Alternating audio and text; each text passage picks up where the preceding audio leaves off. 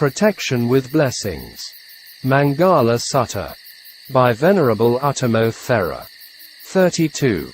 Seeing the Noble Truths.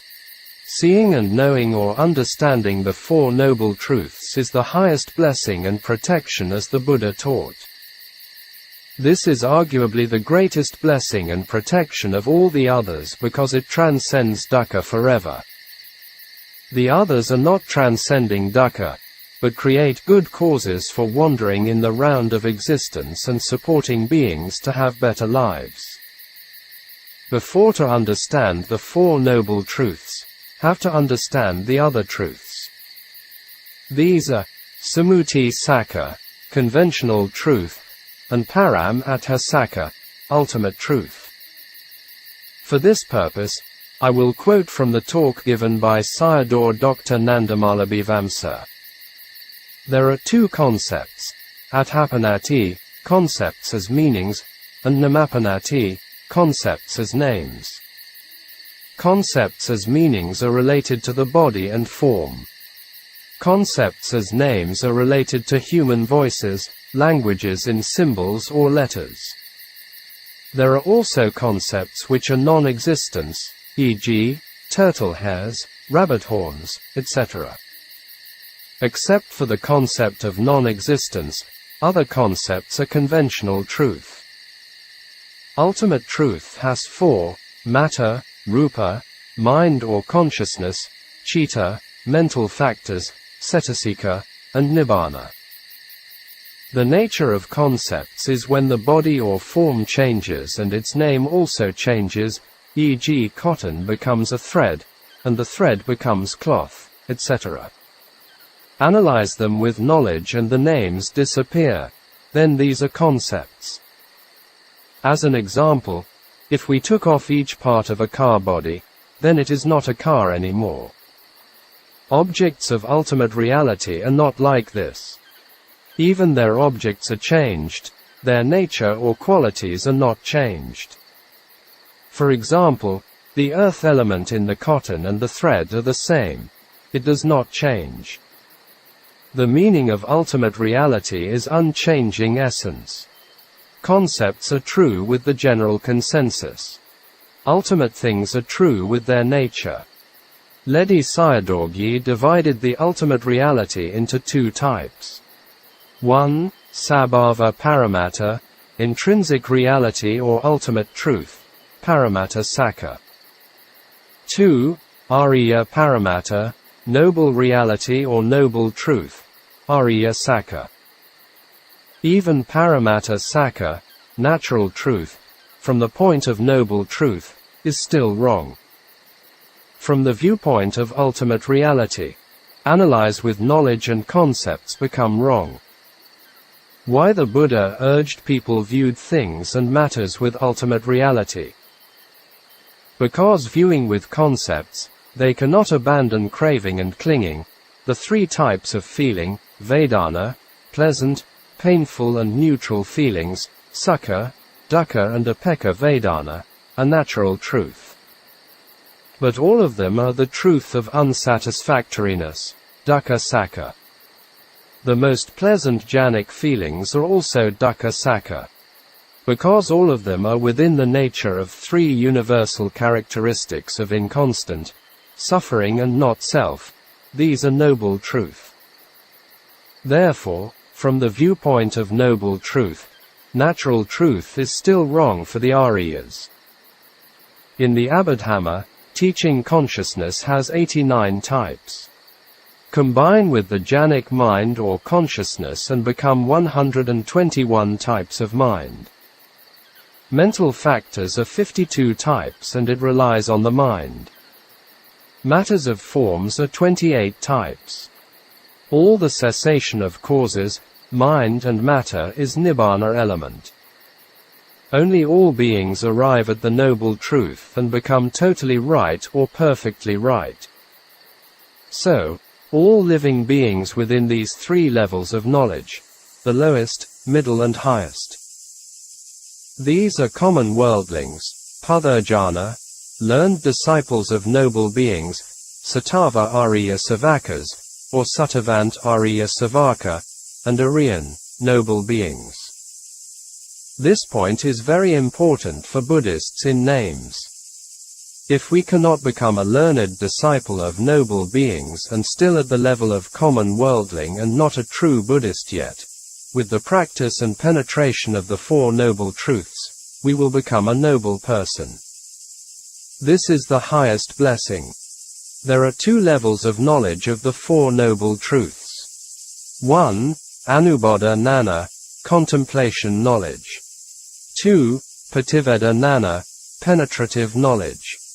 Anu means contemplate for many times to understand the truth. Patipadā means penetrate thoroughly and there is no more for knowing. The Four Noble Truths. The Four Noble Truths are true all the times without time limits. These are true at anywhere and for every being. The Four Noble Truths are very profound and only a Buddha has arisen beings have the chances to know and practice them. Exclude the Pācceka Buddhas, solitary Buddhas. The Buddha started his teaching with the Four Noble Truths in his first discourse. The Dhammacakkappavattana Sutta, or turning the wheel of Dharma. The Blessed One was dwelling at Varanasi in the deer park at Satipatthāna. He delivered this talk to his first 5 disciples, the Panca Vajjika. Dhammacakka, wheel of Dharma, has 2 knowledge in it. These are 1. The direct penetrative knowledge of the Four Noble Truths, Patipadā. 2. The teaching knowledge of the Four Noble Truths, Sakkadasana. Without knowing and direct penetrating the Four Noble Truths that all living beings are wandering in the round of existence or becoming. The Buddha penetrated the truths directly by himself, without a teacher, and taught to people. Some people know, but they cannot teach people, e.g., Pācceka Buddhas. The Buddha's Patipadā arose at Buddhagaya under the Bodhi tree. He delivered his Dasana Nana at Satipatthāna. The Buddha gave talks for 4 reasons. These were 1. With his wishes. 2.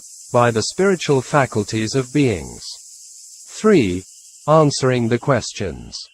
4. Something happened. Here he delivered the discourse for the second reason. These teachings were never known and never heard before him. We can say it was new teaching at his time. It was not an easy teaching to come by. To become a Buddha, it at least needed 4 incalculable eons and 10,000 eons to fulfill the perfections, 10 paramis. Even in his last life, he was searching for the truths at a young age with many difficulties. See his autobiography in Mahasaccaka Sutta, MN 36, and Aryapariyasana Sutta, or Passarisasutta, MN 26, both in Majjhimā Nikāya. At the beginning of the discourse, the Buddha said that there were 2 extremes which should not be followed by monks. In Pali 2 Anuyoga should not be followed and done. In the second time, he taught about the path should be followed and done. The Buddha always taught 2 things. Things should not be done first and things should be done in the second. Because when doing wrong things sometimes difficult to change and the consequences are great and grave. Even not doing right things are better than doing the wrong things and matters. In this Maṅgala Sutta, we see this example, not associate with the fools and associate with the wise. What are the 2 extremes which should not be followed? 1. The pursuit of sensual happiness in sensual pleasures. By pursuing them, people have joy and pleasure in short terms and cannot get any knowledge. To enjoy them, the price is also great. In the West, people are saying a slogan, "Life is too short. Let's enjoy yourself." Maybe consumerism comes to existence from this Western philosophy. Extreme economic views and doctrines made today's world unsustainable in many different aspects such as morality, society and environment.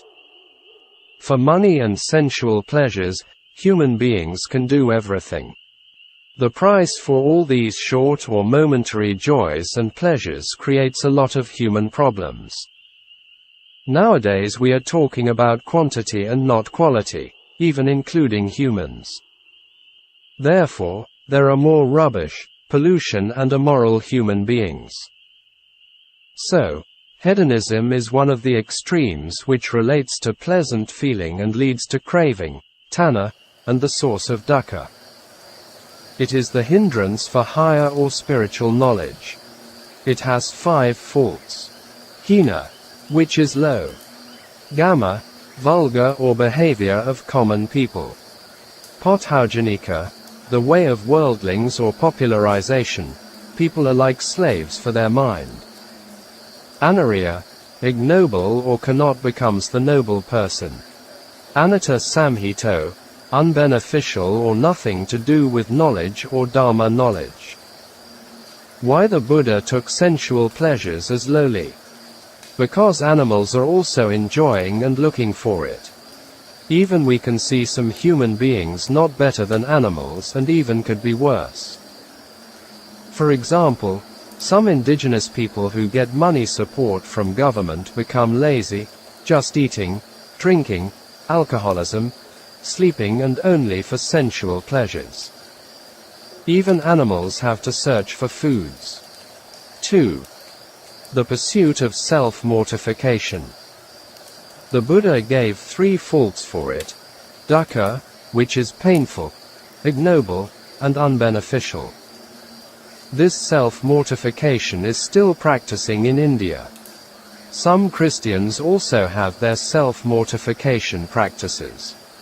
What about some common people of nowadays? Some people are not for spiritual purposes, but the connection with sensual pleasure, such as fame and gain. For examples, skydiving, scaling tall and high buildings, climbing off a snowy mountain, etc. And the results are death, severe injuries, amputations of the bodily parts, etc. If we make a record of human foolishness will never end. Therefore, the Buddha said that worldlings were crazy.